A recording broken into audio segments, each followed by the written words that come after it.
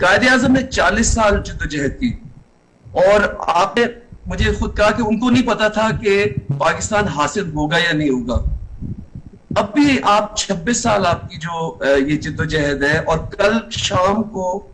Hockey stadium کے اندر 13 اگست کو آپ ایک بہت بڑا جشن اور ایک جلسہ کرنے جا رہے ہیں. آپ کی کیا ایکسپیکٹیشنز ہیں، اور اگر آپ اس کو کمپیئر کریں کہ قائد اعظم کے ذہن میں کیا ہوگا 1947 میں اور آج 2022 میں آپ کے ذہن میں کیا ہے؟ دیکھیں سلمان، 26 سال میں نے پولیٹکس کیا، اور یاد رکھیں کہ 26 سال سے پہلے مجھے اللہ نے کرکٹ کے اندر جو عزت دی تھی وہ شاید کسی پاکستانی کو بھی نہیں دی تھی، اور پاکستان کے اندر بھی، پاکستان سے باہر بھی. تو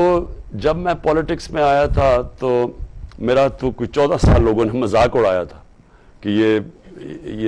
یعنی بیوقوف ہے، یا لوگ ہنستے تھے کہ یہ کبھی بھی کامیاب نہیں ہوگا. لیکن میں آپ کو ایک چیز کہنا چاہتا ہوں کہ سب سے پہلے تو جو آج میری اس قوم کے اندر اللہ نے شعور ڈالا ہے، جو بیداری پیدا کی ہے، اگر مجھے اس 26 سال کی پولیٹکس میں جو سب سے زیادہ خوشی ہوئی ہے وہ ایک زندہ قوم کو دیکھ کے خوشی ہوئی ہے. کہ میں نے پہلی دفعہ دیکھا ہے کہ میں نے عورتوں میں جو شعور دیکھا ہے. تو میں نے بچوں کے اندر، یعنی وہ جب کیمرہ جاتا تھا ہمارے جلسوں میں اور بچوں سے پوچھتے تھے تو اتنے بچے بھی ان کو پتا ہوتا تھا، یعنی وہ بات کرتے تھے، ان کو چیزوں کی ایشوز کی سمجھ آ گئی تھی کہ جی پیسہ چوری کر کے باہر لے گئے اور رجیم چینج. تو یہ جو میں نے دیکھا تھا یہ میں نے کبھی پاکستان میں پہلے نہیں دیکھا، اور مجھے سب سے زیادہ خوشی اس کو دیکھ کے ہوئی کہ اقتدار کے تو بڑے مشکل 3.5 سال تھے، تو کہ وہ تو صبح سے لے کے شام تک کام ہی تھا، اور کوئی یعنی وہ ایک بڑا ہی مشکل فیز تھا. لیکن خوشی مجھے اس سے ملی ہے آپ پچھلے 3 مہینے میں. اب یہ آپ کہیں کہ آگے کہ قائد اعظم کس طرح کا پاکستان چاہتے تھے. میں کل قائد اعظم کی ایک ان کی جو اسپیچ ہے اس کا ایکسرپٹ بھی سناؤں گا لوگوں کو کہ کیا یہ وجہ تھی. 40 سال انہوں نے ایک آزادی کے لیے جدوجہد کی. پہلے کوشش کی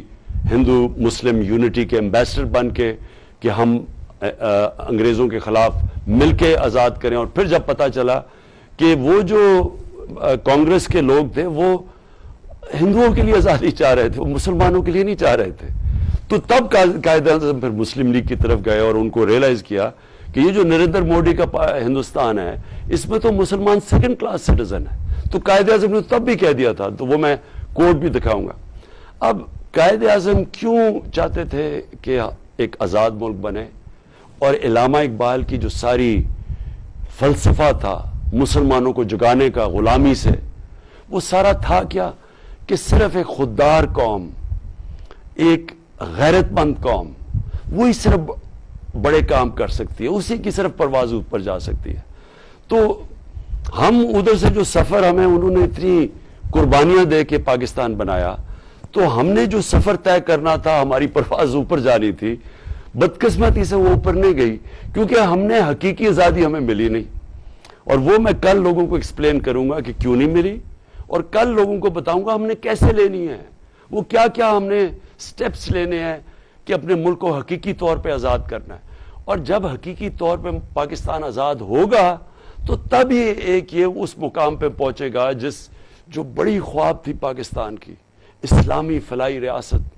ایک اس کے لیے جو علامہ اقبال نے کیا انہوں نے اس کے اوپر نہیں لکھا کہ وہ ریاست کیسی ہونی چاہیے،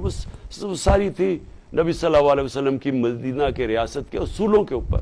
لوگ کہتے ہیں جی وہ تو 14 سال 15 سال 100 سال پہلے کی آپ باتیں کر رہے ہیں. وہ اصول آج اتنے ہی ریلیونٹ ہیں جتنے تب، اور ہمیشہ رہیں گے ریلیونٹ، جن اصولوں کے اوپر انہوں نے بیس کی تھی، جس کی وجہ سے مسلمانوں نے دنیا کی امامت کی تھی. تو جب اللہ قرآن میں ہمیں بار بار کہتا ہے کہ ان کی نبی صلی اللہ علیہ وسلم کی سنت پہ چلو، ان کی زندگی سے سیکھو، تو وہ یہ ہمیں کہہ رہے ہیں کہ اگر آپ ان کی جو سنت تھی مدینہ کی ریاست، اس کے بیسس پہ، ان پرنسپلز کے اوپر پاکستان کو کھڑا کرو گے تو تب اس کی پرواز اوپر ہوگی. بدقسمتی سے بجائے اس راستے پہ جانے کے جدھر جانا چاہیے تھا آج سے 75 سال پہلے، ہم دوسرے راستے پہ نکل گئے، جس کی وجہ سے آج ہمارے حالات برے ہیں.